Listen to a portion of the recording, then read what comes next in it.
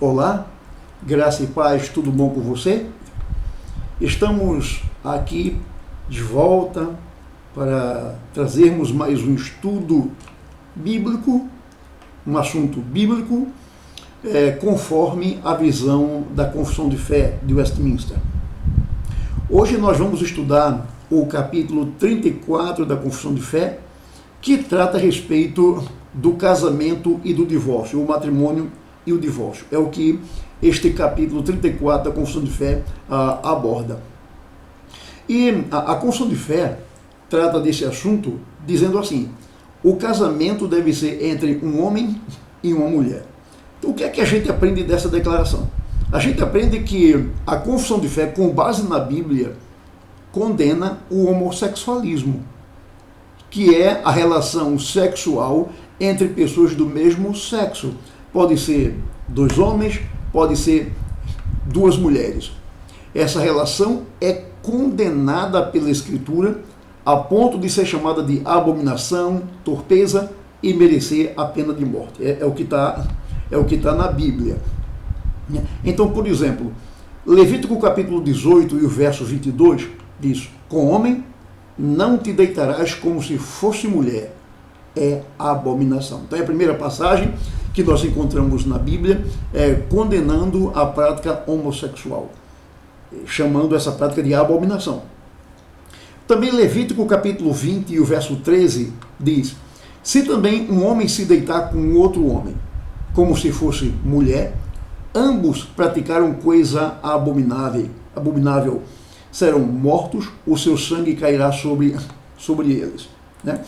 Então, temos ainda mais uma passagem, e dessa feita, uma passagem do Novo Testamento, em Romanos capítulo 1, versos 26 e 27, que diz assim: por causa disso, os entregou Deus a paixões infames, porque até as mulheres mudaram o modo natural de suas relações íntimas por outro, contrário à natureza.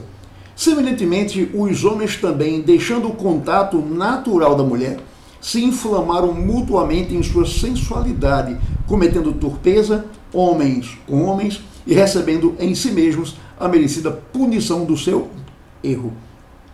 Então note que, biblicamente, o homossexualismo é um erro. Biblicamente, Deus não apoia o homossexualismo. Um comentário aqui, irmãos, que é preciso fazer, é que certamente pelo fato de que a Bíblia é contra o homossexualismo e a igreja cristã é contra o homossexualismo, isso não significa que nós devemos desprezar a pessoa do homossexual no sentido de agredi-lo, no sentido de praticar violência contra ele. Não. Uma coisa, outra coisa. Então, nós somos contra a relação homossexual, mas nós não incentivamos, não aprovamos, pelo contrário, nós reprovamos uma atitude violenta contra o homossexual. Porque o homossexual é um pecado como outro qualquer. O homossexualismo não é o pecado imperdoável, é um pecado como outro qualquer, né? E da mesma forma como a gente não sai por aí atropelando, a gente não sai por aí batendo em pessoas que cometem outros pecados, nós também não devemos agir assim com os homossexuais. Claro que nós devemos pregar contra isso, dizer que Deus é contra isso, que no Antigo Testamento isso até era punido com morte. Hoje não é mais assim, porque no Antigo Testamento, igreja e Estado eram uma coisa só. Então, um crime ou um pecado cometido contra a igreja era um crime cometido contra o Estado. E então a pessoa era punida com a morte. Hoje não existe mais igreja e Estado, né? A igreja é um, o Estado é outro.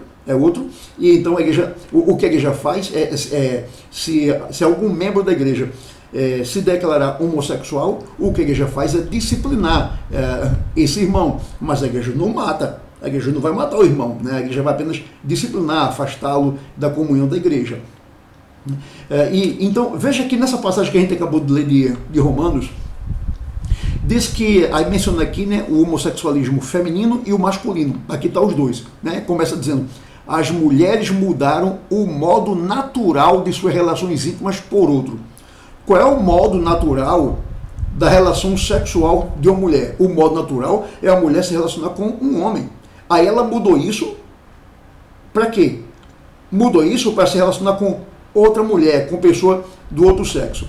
E então, embaixo, Paulo fala agora que foi o homem, né, que o homem, deixando o contato natural da mulher, se inflamou mutuamente em sua sensibilidade homem com homem, né, cometendo torpeza e recebendo em si a merecida punição do seu erro. Então veja que o ensinamento da Bíblia é que a relação natural que deve haver no casamento é entre um homem e uma mulher. Um homem e uma mulher. Que os dois se juntem, se unam em casamento e dessa relação eles produzam filhos. Né? Então, uma das razões do casamento é essa, a procriação, para que o casal produza filhos, seus próprios filhos. Né? A confissão de fé continua e diz mais. Então, primeiro ela tratou do casamento, dizendo que o casamento é entre um homem e uma mulher. Então, não pode haver casamento entre homem e mulher. Na verdade, relação íntima entre homem e mulher não é casamento. É apenas, um ajuntamento de duas pessoas do mesmo sexo. Casamento, historicamente, sempre foi entendido como sendo a relação entre um homem e uma mulher, unidos em casamento. Então, depois que nós temos essa declaração contra o homossexualismo, a confissão de fé vai além disso. Ao homem não é lícito ter mais de uma mulher, nem a mulher ter mais de um marido ao mesmo tempo. Né? Então, o que é que essa parte da confissão de fé está condenando? Está condenando a poligamia. Né? O que é poligamia? É o homem ter mais de uma mulher ao mesmo tempo e a mulher ter mais de um homem ao mesmo tempo. Certamente que um homem pode ter várias mulheres, uma mulher pode ter vários maridos. Como? Então, o homem é casado e ele fica viúvo, então ele casa novamente, por exemplo, né? Então ele já teve agora duas mulheres e de repente ele fica viúvo de novo, aí ele casa novamente, então ele está tendo sua terceira esposa. Mas como foi que ele conseguiu sua segunda e terceira esposa? Por conta da morte da sua primeira. A mesma coisa pode acontecer com a mulher. Então o que é condenado é que o homem tenha sua esposa, ela está viva, e do nada ele abandona sua mulher e vai e casa com outra, e vive com outra, e depois ele deixa aquela mulher e casa com outra. E outra coisa, tem homens que ele tem sua mulher em casa, e ele tem um amante aqui, ele tem outro amante ali, e ele tem outro amante ali. Né? Então isso é proibido na palavra de Deus. Ele pode ter várias mulheres, mas em ocasiões diferentes e, de preferência, se ele ficar viúvo, e não porque simplesmente abandonou sua mulher e se uniu a outra e a outras e a outras. Né? Por exemplo, Gretchen, soube recentemente que ela vai entrar no seu 18º casamento, quer dizer, ela já teve na vida vários maridos, não ao mesmo tempo, claro, não ao mesmo tempo, mas vários maridos com os outros vivos. Né? Então isso é condenado pela palavra de Deus. Em Deuteronômio capítulo 17, verso 17, o Senhor diz: tampouco para si multiplicará mulheres, para que o seu coração não se desvie, nem multiplicará muito para si prata, ouro. Aqui a recomendação é quanto àquele que vai ser rei. Se um dia Israel tiver um rei, qual deve ser a postura do rei? Aí, entre as posturas do rei, está o fato de que o rei não poderia ter várias mulheres. Isso seria, então, condenado na palavra do Senhor. E esse fato de que o Senhor condena aqui, o rei não deveria ter muitas mulheres, não poderia multiplicar mulheres para si, esse foi o grande pecado cometido por Salomão. Ele fez exatamente aquilo que Deus disse: não faça assim. Ele fez. Por exemplo, 1 de Reis, capítulo 11, versos do 1 ao 8. Primeiro livro dos Reis, capítulo 11, versos do 1 ao 8, diz assim: ora, além da filha de Faraó, amou Salomão muitas mulheres estrangeiras.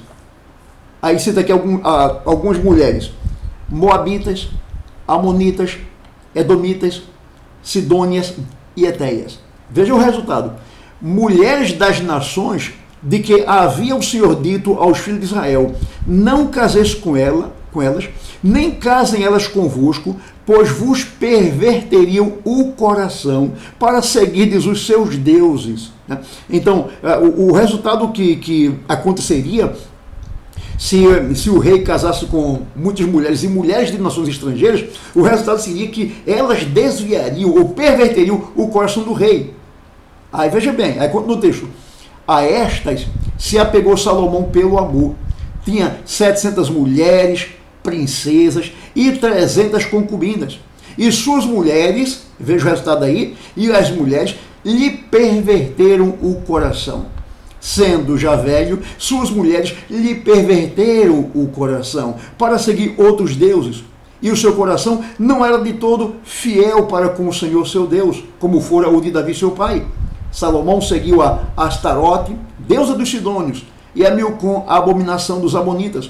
Assim fez Salomão o que era mal perante o Senhor, e não perseverou em seguir ao Senhor, como Davi seu pai. Nesse tempo, edificou Salomão um santuário a Quemós, a abominação de Moabe, sobre um monte fronteiro a Jerusalém, e a Moloque, a abominação dos filhos de Amon. Assim fez para com todas as suas mulheres estrangeiras, as quais queimavam incenso e sacrificavam seus deuses. Veja o resultado, veja o que Salomão colheu em não ter atentado para a palavra de Deus. Deus disse primeiro que o rei não deveria multiplicar para si mulheres e que o povo judeu não deveria se unir em casamento com mulheres estrangeiras, porque elas certamente perverteriam o coração deles para que abandonassem ao Senhor e passassem a servir os deuses estrangeiros. Foi o que aconteceu com Salomão. Essa passagem diz que Salomão começou a servir aos deuses das suas mulheres. Ele levantou altares aos deuses de suas mulheres, servindo aqueles deuses, de sorte que o coração de Salomão não era mais reto diante do Senhor, como havia sido reto o coração de Davi. Paulo, no Novo Testamento, escrevendo a Timóteo, diz que uma das qualidades ou uma das características de um bispo, de um presbítero, de um pastor, é que ele fosse marido de uma só mulher. Então o marido não poderia ser marido de várias mulheres, ele tem que ter apenas uma única mulher. Por exemplo, 1 de Timóteo, capítulo 3, versos 2 e 12, Paulo diz assim: é necessário, portanto, que o bispo seja o quê? Esposo de uma só mulher. Esposo de uma só mulher. Né? A ideia aqui não é que o pastor, o bispo, o presbítero tinha que ser casado, conforme algumas igrejas hoje defendem, né? Então, tem igrejas que o pastor, se ele for solteiro, ele não pode ser pastor. O presbítero também, o diácono, só pode ser pastor, o presbítero, o diácono, se for casado, em algumas igrejas. E a base que eles usam para defender essa ideia é exatamente essa aqui, né? Que o presbítero tem que ser casado. Mas eu não entendo, e certamente a IPB, a Igreja Presbiteriana do Brasil, também não entende assim, que essa passagem está dizendo que o bispo tem que ser casado. A ênfase aqui no texto não é no marido, que o bispo seja marido ou esposo. A ênfase não é no fato de que ele tem que ser esposo, que ele tem que ser casado. A ênfase aqui, eu entendo, que está na numeração. Que se ele for casado, que ele seja casado com uma só mulher. Por quê? Nessa época aqui, vários pagãos se converteram e estavam na igreja. E uma das práticas pagãs era exatamente a bigamia, a poligamia. Então, uma vez que esse pessoal se convertia e vinha para a igreja com suas várias mulheres, a igreja não ia colocar esse pessoal para fora. Mas a orientação é a seguinte: embora esse pessoal continue na igreja, receba os privilégios da igreja, nenhum desses homens aí pode ser eleito presbítero ou pastor da igreja, porque eles estão contra a palavra de Deus desde o princípio, que diz que Deus criou homem e mulher, e disse: e deixa o homem, seu pai e sua mãe se unem à sua mulher. Então, a ênfase de Paulo aqui não é que que o presbítero tem que ser casado, mas que ele tem, se ele for casado, que ele seja casado com uma só mulher. O homem que tem mais de uma mulher, que tinha mais de uma mulher, não podia ser presbítero ou pastor da igreja. Mas aí, a gente voltando à questão da poligamia, a gente vê assim, Abraão teve várias mulheres, Davi também, e Salomão nem se fala, né? E Deus abençoou esses homens. Então, será que Deus não apoia a poligamia? Não. Não. Desde o princípio, não. O que é que nós podemos entender do fato de que Deus abençoou Abraão, Davi e Salomão, mesmo sendo polígamos? O nosso entendimento é o seguinte: ainda que Deus tenha abençoado crentes polígamos, ele não aprova esta prática. Veja, ele abençoou estes crentes apesar da poligamia deles. Assim como ele também abençoou um crente hoje, apesar da sua mentira, apesar da sua desonestidade, apesar de sua falta de compromisso. Então, Deus abençoou o crente por sua graça e misericórdia, apesar do seu pecado. Apesar do seu pecado.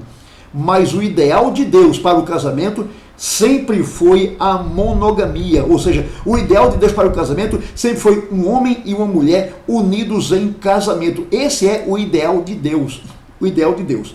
Então, por exemplo, em Gênesis capítulo 2 e o verso 24, diz assim: deixa o homem seu pai e sua mãe, e se une à sua mulher, não mulheres no plural.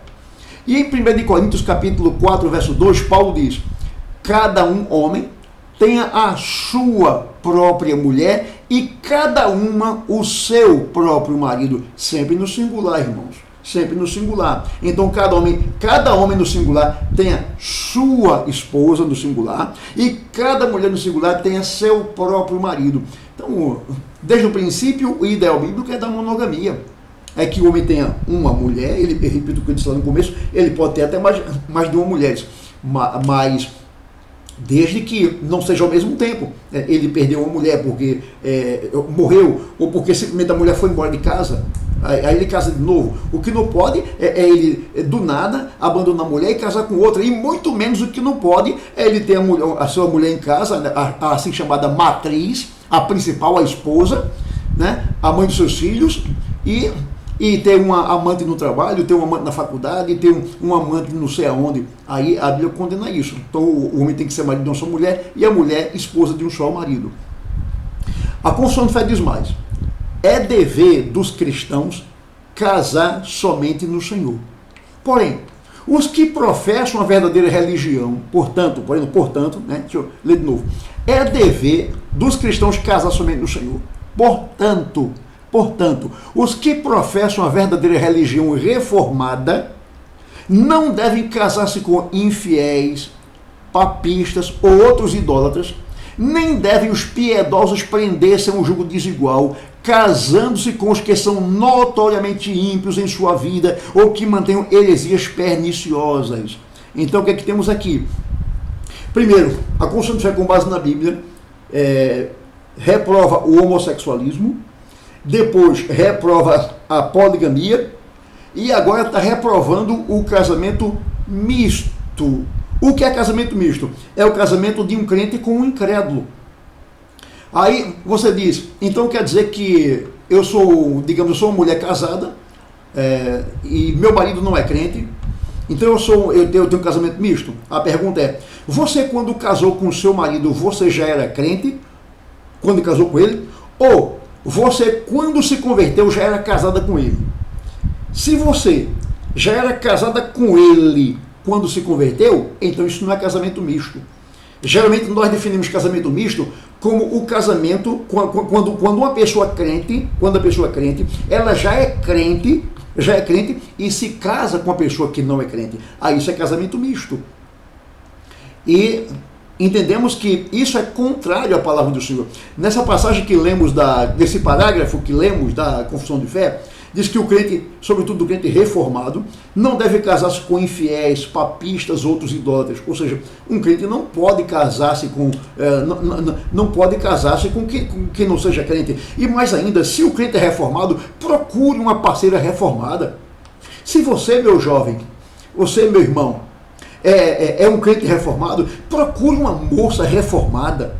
Você, minha jovem, minha irmã, se é de uma igreja reformada, procure um parceiro de uma igreja reformada.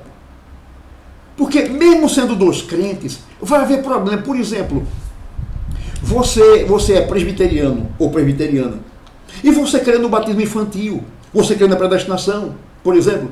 Aí você vai casar-se com uma pessoa da Assembleia de Deus, por exemplo, que não crê no batismo infantil, que não crê na predestinação. Quer dizer, você vai ter problema no seu casamento. Casamento deve ser uma união física, psicológica, espiritual e doutrinária também. Os dois comungando da mesma fé. Para que, por exemplo, nasce o filho, então os dois alegremente levam o filho até a frente da igreja para que ela seja batizada. Porque se não tiver essa mesma fé, a esposa, digamos, é presbiteriana e quer trazer o menino para ser batizado, e o marido, por ser de outra denominação, Assembleia de Deus ou Batista, vai bater o pé e dizer, não, de jeito nenhum. E você vai deixar, você vai perder o privilégio de praticar aquilo que você crê. Você a vida toda imaginou trazer seu filho para ser batizado. Mas aí você casou-se com uma pessoa de uma igreja que não crê no batismo infantil. Então o seu sonho de batizar seu filho foi por água abaixo. Então, antes que isso aconteça, procure, se você é membro de uma igreja reformada, se você é reformado, procure um rapaz ou uma moça que tenha a mesma fé que você. Que tenha a mesma fé que você. Então, o crente, ele não deveria, o crente reformado não deveria casar nem com outro crente de outra denominação. Se pensar diferente, porque ele pode ser de outra denominação, mas pensando igual. Então, eu conheço gente batista, conheço gente congregacional que crê na predestinação, que crê no batismo infantil, mas isso é uma raridade. Então, se você é presbiteriano, e você encontra um batista, ou um congregacional, ou até mesmo um assembleiano, que acredita no batismo infantil, na predestinação, que mesmo estando na sua igreja é um reformado, tudo bem. Tudo bem. O que não pode é você simplesmente dizer assim, mas ele é crente, mas ele tem uma fé diferente da sua, você vai ter conflito. Olha, se casando com outro crente, você vai ter conflito, imagina você casando com um incrédulo. Então a Confissão de Fé diz que, além de não casar com infiéis, papistas ou idólatras, diz que também o crente reformado não deve casar-se com ímpios, com pessoas que mantêm heresias perniciosas. Então, por exemplo, o crente não pode casar-se com incrédulo, o crente não pode casar-se com um católico romano, o crente não pode casar-se com um espírita, o crente não pode casar-se com um mormon ou com uma testemunha de Jeová. E a razão é simples, é que o crente é filho de Deus, é filho da luz, enquanto que o incrédulo é filho de Satanás, é filho das trevas. É isso que a Bíblia ensina. Então, a Bíblia é contrária ao casamento misto, mas vem aqui uma nota de lamentação. E essa nota é que muitos servos do Senhor, apesar de toda a advertência que houve nos sermões, nos estudos, muitos desses servos, ansiosos pelo casamento, estão insistindo nesta prática, o que é uma lástima. Assim, ansiosos pelo casamento, aí diz assim, eu quero casar, não importa com quem, aí se casa com um incrédulo, né? Então muitos servos do Senhor ansiosos pelo casamento e estão se casando com pessoas incrédulas, o que é uma lástima. O importante é que eu tenha um marido, ou o importante é que eu tenha uma esposa, se ele é crente ou não, se ela é crente ou não, isso é uma coisa até secundária, isso é perigoso demais. Então é uma lástima que, apesar de a Bíblia dizer não se case com um incrédulo, muitos crentes estão casando com incrédulos. Aí o que é que vai acontecer? Depois vai se arrepender para o resto da vida, visto que o casamento é para sempre. Casou, meu irmão, casou, minha irmã, acabou-se. Tem que aguentar agora a cachaça do marido. Tem que aguentar agora a liberdade da mulher, que se acha no direito de sair para o barzinho e ficar lá até altas horas da noite dançando, tomando cerveja. Você, quando casou-se com ela, já era assim. Você, quando casou-se com o seu marido, ele já era assim. Cachaceiro, fumador. Casou com ele porque quis, minha irmã. Casou com ela porque quis, meu irmão. Sua mulher que gosta de uma cerveja empurrada, casou com ela porque quis. Você sabia que ela era assim. Agora aguenta as consequências. aguenta as consequências. Você desobedeceu a Deus, agora aguente as consequências. Tem muitos servos assim. Interessante que alguns crentes têm um argumento para defender o casamento misto. Qual é o argumento? O argumento é que ele diz assim: eu conheço alguns crentes que tiveram um casamento misto, que casaram com incrédulos, mas os incrédulos se converteram. Então eu tive um amigo crente que casou-se com uma menina que não é crente e a menina se converteu. Eu tive uma amiga crente que casou-se com um rapaz não crente e ela se converteu. Então isso é o que chamam de casamento missionário ou casamento evangelístico. A Bíblia não dá margem para esse tipo de casamento missionário ou evangelístico. É a pergunta de Paulo: como é que você sabe, irmão, se você vai salvar tua mulher? Como você sabe, irmã, se você vai salvar teu marido? Como é que você sabe que aquela pessoa com quem você quer casar vai se converter? Como é que você sabe? Não é mais fácil você casar com quem já está salvo do que ainda arriscar que seu futuro marido ou sua futura esposa seja salvo? Arriscar e de repente não é? Ele não alcança a salvação? Então esse argumento de que eu conheço uma pessoa que quando casou-se, a mulher dele ou o marido não era crente e se converteu. Olha, irmãos, deixa eu dizer uma coisa para vocês. Isso é verdade. Tem havido alguns casamentos mistos em que a pessoa não crente se converteu, isso é verdade. Mas eu garanto para vocês uma coisa: isso tem acontecido o mínimo possível. É o mínimo possível que tem acontecido disso. O mínimo. Tem até uma ilustração, eu não lembro quem foi o autor dessa ilustração, que diz assim: se você sabe que de cada 10 aviões da Gol que sai do Recife para São Paulo, toda terça-feira de manhã, apenas um chega e os outros caem, você ainda assim tomaria um voo desses? Tomasse ia correr um grande risco, não acha? Então, veja, toda terça de manhã saem 10 aviões da Gol para São Paulo, toda terça de manhã. Desses 10 que saem na terça de manhã da Gol, apenas um chega e 9 caem.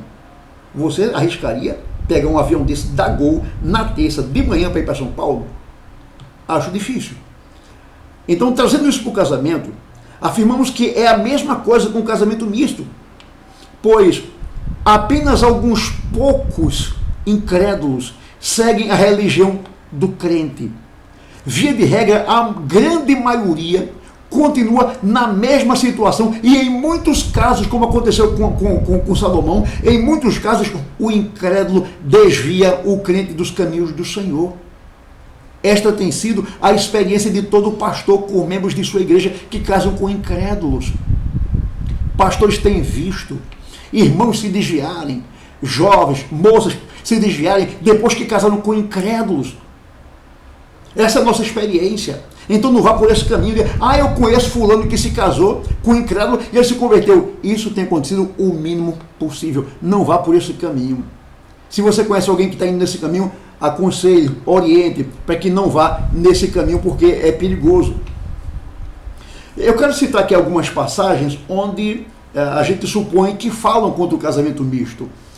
Deuteronômio capítulo 7, versos 3 e 4, que diz assim: nem contrairás matrimônio com os filhos dessas nações, não darás tuas filhas a seus filhos, nem tomarás suas filhas para teus filhos, pois elas fariam desviar teus filhos de mim, para que servissem a outros deuses, e a ira do Senhor se acenderia contra vós outros e depressa vos destruiria.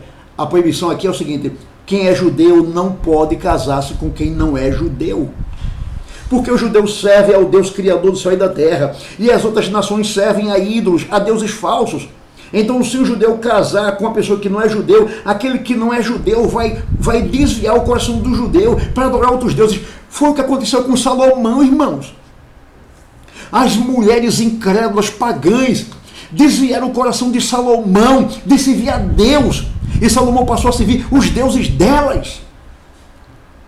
Então, um crente que se casa com incrédula, ou um crente que se casa com incrédulo, a experiência que temos é que a maioria desses crentes se desviou do evangelho por conta de suas mulheres incrédulas. Neemias, capítulo 13, versos 25 ao 27, diz assim: contendi com eles e os amaldiçoei, e espanquei alguns deles, e lhes arranquei os cabelos, e os conjurei por Deus, dizendo: não dareis mais vossas filhas a seus filhos, e não tornareis mais suas filhas, e não tomareis mais suas filhas, nem para vossos filhos, nem para vós mesmos. Não pecou nisto Salomão, rei de Israel? Todavia, entre muitas nações não havia rei semelhante a ele, e ele era amado do seu Deus, e Deus o constituiu rei sobre todo Israel. Não obstante isso, as mulheres estrangeiras o fizeram cair em pecado. Dar-vos-íamos nós ouvidos para fazermos todo esse grande mal, prevaricando contra o nosso Deus, casando com mulheres estrangeiras? Ao judeu que se vê ao Deus Criador, era proibido casar-se com mulheres estrangeiras, adoradoras de falsos deuses. A mulher judia, adoradora do Deus verdadeiro, Criador dos céus e da terra, era proibido casar-se com homens de nações estrangeiras, que adoravam falsos deuses. Então, meu irmão, minha irmã, se você é solteiro e quer casar, procure um rapaz ou uma moça dentro da igreja, de preferência dentro da sua própria igreja. Porque se você procurar uma pessoa, mesmo crente, de outra igreja, você pode ter algum problema doutrinário, aquilo que nós já falamos no começo. Então, casamento é comunhão de corpos, comunhão espiritual, comunhão psicológica e comunhão doutrinária. O casal pensando a mesma coisa, a mesma doutrina. Então, depois que a gente abordou a questão do casamento, o título da nossa aula é Matrimônio e Divórcio. Então a gente falou do casamento, né? Do casamento, que é a união entre um homem e uma mulher. E então, vimos que a Bíblia condena o homossexualismo, condena a poligamia e condena o casamento misto. E agora vamos entrar na questão do divórcio e, consequentemente, novo casamento, porque muita gente que se divorcia se casa de novo. E antes de citar a confissão de fé, eu quero trazer aqui alguns dados do IBGE, né, aqui no Brasil. E é o seguinte: a lei do divórcio no Brasil completou 40 anos de sua aprovação. Um levantamento do Instituto Brasileiro de Geografia e Estatística, que é o IBGE, com dados do período entre 1984 e 2016, aponta que o número de dissoluções disparou nos últimos anos, ou seja, o número de divórcios aumentou nos últimos anos. Aqui essa pesquisa é de 1984 e 2016. O levantamento do IBGE aponta mais de 7 milhões de dissoluções no país entre 1984 e 2016, uma média de 580 divórcios por dia. Veja que coisa.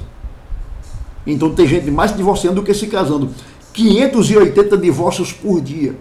Nesse mesmo período, os casamentos subiram 17%, enquanto os divórcios aumentaram 269%. Veja que diferença. Enquanto divórcios 269%, casamento 17%. Os casamentos que chegam ao fim por meio de divórcios, concedidos em primeira instância ou por escrituras extrajudiciais, duram quanto em média? O IBGE tem a resposta. Geralmente o casamento tem durado 15 anos. Um casamento tem durado 15 anos. Tempo médio que varia um pouco segundo o estado. Então, por exemplo, no Acre, a média dos casamentos dura 12 anos. Já no Piauí e no Rio Grande do Sul dura 18 anos. Quer dizer, essa questão antiga de que casamento é indissolúvel, que ele é pro resto da vida, que apenas a morte separa o casal, isso está caindo de moda, né? Isso está caindo em desuso. As pessoas não acreditam mais nisso. Então, as pessoas casam e ficam juntas 12, 15, 18 anos, e tem gente que até vive pouco tempo. Vive 1 ano, 2 anos. Gente que passou uma semana só casada. Só deu tempo da lua de mel e separou-se. No levantamento do IBGE, a opção religiosa dos entrevistados não é levada em conta. Contudo, uma pesquisa do Instituto Barna, lá nos Estados Unidos, feita em fevereiro de 2017, mostra que a taxa de divórcios entre evangélicos se iguala à da sociedade em geral. O percentual de divórcios é o mesmo entre evangélicos e não evangélicos, 25% para todas as confissões.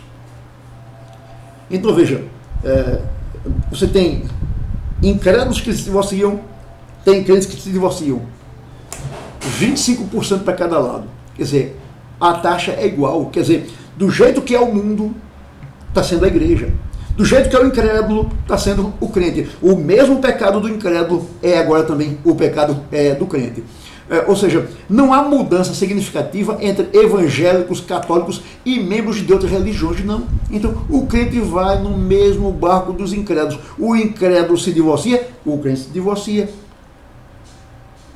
Quanto a isto, a questão do divórcio, o crente pode se separar? Pode, mas não deveria. O apóstolo Paulo diz, tudo me é lícito, mas nem tudo me convém. Tudo me é lícito, mas eu não me deixarei levar por nenhuma delas. Ou todas as coisas são lícitas, porém eu não me deixarei levar por nenhuma delas. Então, é lícito ao crente se divorciar? É, mas não convém. Mas, se o crente se divorcia, qual deve ser a razão para o divórcio do crente? A Confissão de Fé diz, o adultério é causa suficiente para dissolver o vínculo do matrimônio. O adultério é causa suficiente para dissolver o vínculo do matrimônio. E a Confissão de Fé diz que, havendo adultério no casamento, o que acontece? A parte inocente é lícito propor divórcio e depois de obter o divórcio, casar com outra, como se a parte infiel fosse morta. O que a gente aprende daqui, irmãos? A gente aprende que quem deve propor divórcio é a parte fiel. Então João e Maria estão casados. Aí João cometeu adultério. João não tem o direito de pedir divórcio a Maria. Não tem direito. Porque ele foi a parte infiel, foi ele que quebrou a aliança do casamento. Quem tem o direito de propor divórcio é Maria, que é a parte fiel. Agora, Maria não é obrigada a pedir divórcio. Maria pode perdoar João e continuar juntos. Mas se alguém tem o direito de pedir divórcio, é Maria, porque ela é parte fiel. João, não. Então, aí a Confissão de Fé nos ensina que depois que, por exemplo, depois que Maria propôs divórcio por conta da infidelidade do seu marido, depois que ela recebe o divórcio, aí sim, aí ela pode casar com outra, é a questão do novo casamento, aí ela pode casar com outra pessoa, considerando aquela parte infiel, considerando José como se tivesse morto, né, como se fosse morto. Uma passagem sobre isso é Mateus capítulo 19, versos 3, 8 e 9.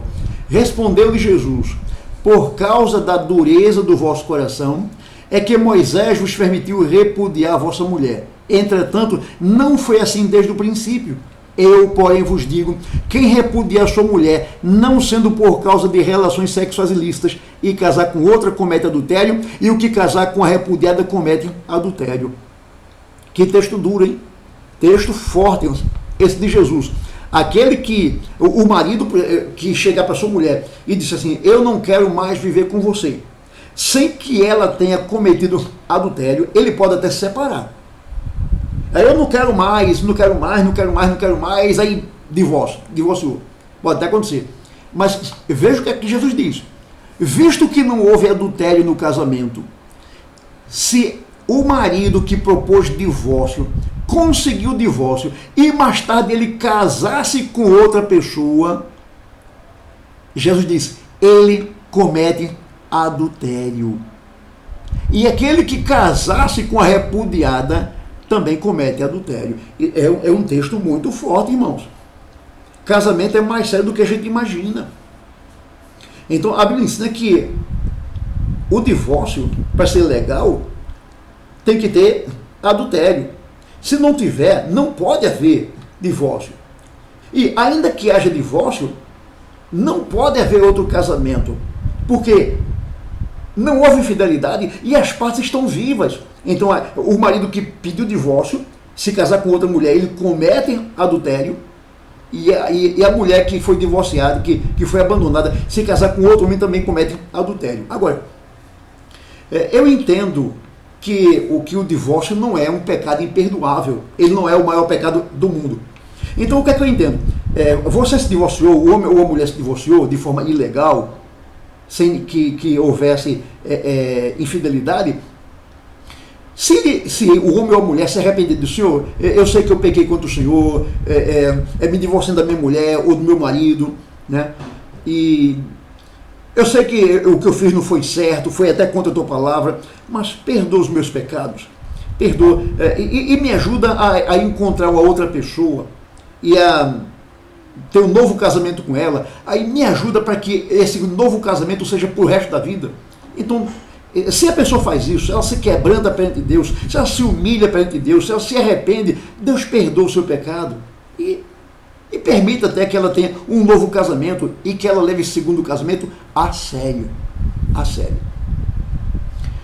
Aí veja, Romanos capítulo 7, versos 2 e 3, Paulo diz, olha, a mulher casada está ligada pela lei ao marido enquanto ele viver. Mas se o marido morrer, desobrigada ficará da lei conjugal, de sorte que será considerada adúltera, se vivendo ainda o marido unir-se com outro homem. Porém, se morrer o marido, estará livre da lei e não será adúltera se contrair novas núpcias. Que coisa forte, né? A mulher está ligada pela lei do marido enquanto ele vive. Então, ainda que o juiz humano tenha dado um documento de divórcio, perante a lei de Deus, eles continuam casados. E a mulher casada, divorciada, se pertencer a outro marido, de acordo com o que Paulo diz, estará cometendo o adultério. Eita, que coisa dura, hein? Coisa dura, né?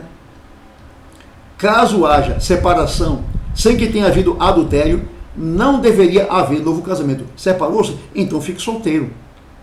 Você pode até separar, mas fique solteiro.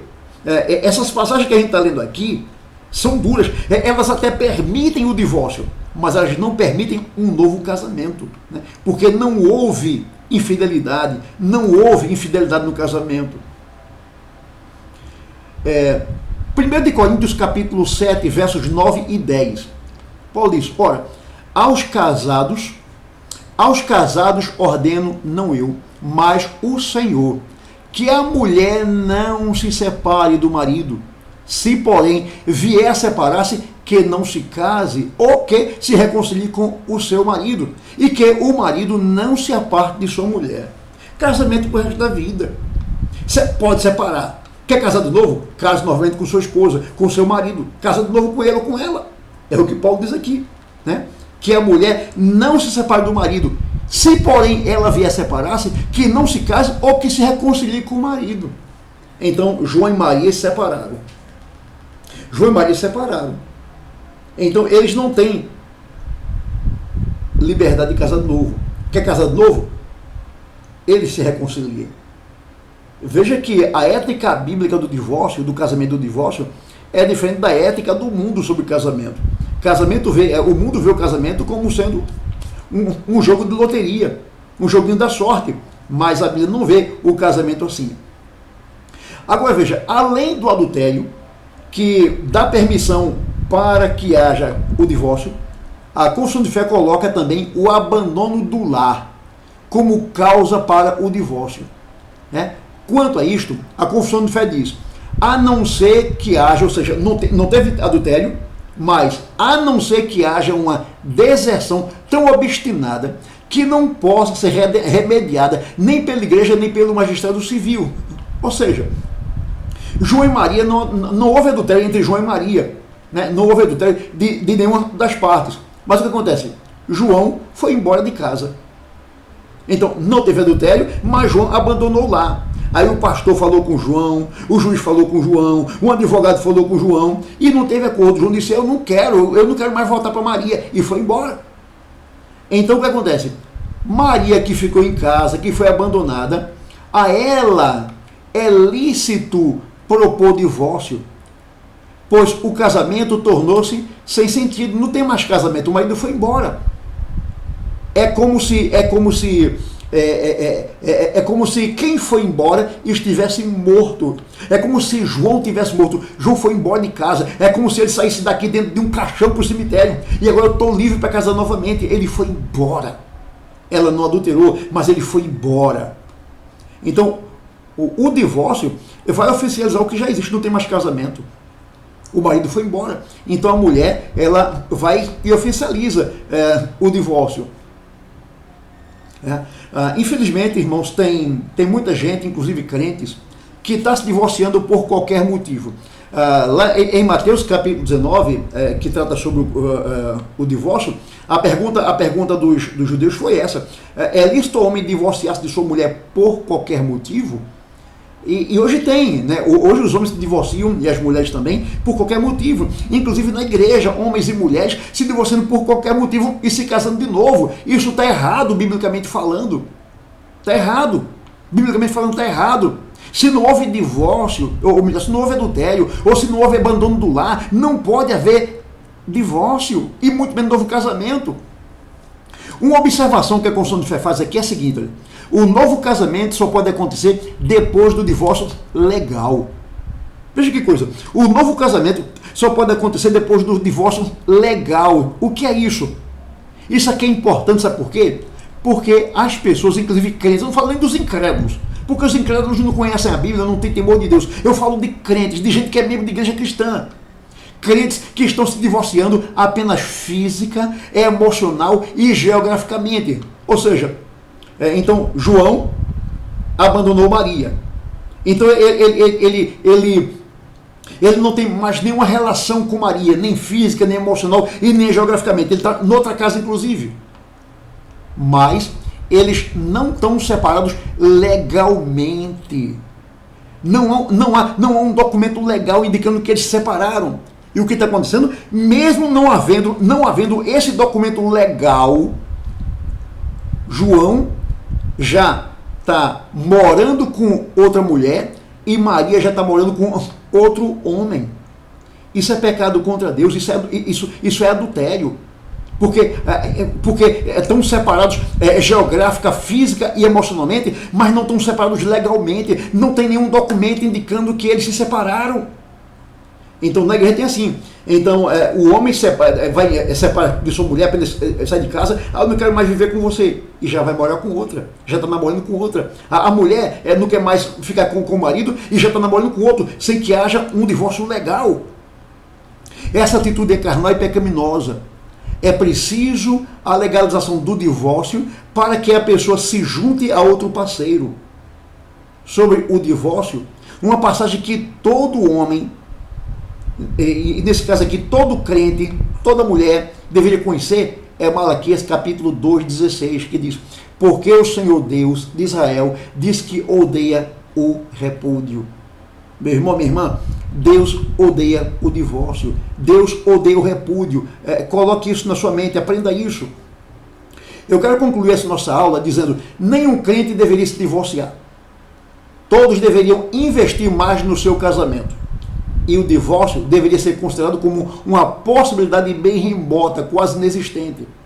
Assim, se alguém se divorciou ilicitamente e quer casar novamente, deve considerar que seu divórcio foi pecaminoso, deve se arrepender e buscar a Deus, e buscar de Deus o perdão e uma aprovação para seu novo casamento. E certamente Deus o perdoará e permitirá sua nova vida com outra pessoa. Mas tem que haver arrependimento, tem que haver reconhecimento de que pecou contra Deus, de que seu divórcio foi ilegal, seu divórcio foi antibíblico. Casamento é pro resto da vida. Então, meu irmão, você está casado? Se você separar de sua mulher ou do seu marido, você não pode de imediato já arranjar outro parceiro e morar com ele. Não pode nem estar namorando, muito menos ir morar, antes que o documento legal do divórcio saia. Espero ter trazido alguma orientação e alguma edificação para a sua vida através dessa aula. Deus abençoe vocês, em nome de Jesus. Amém.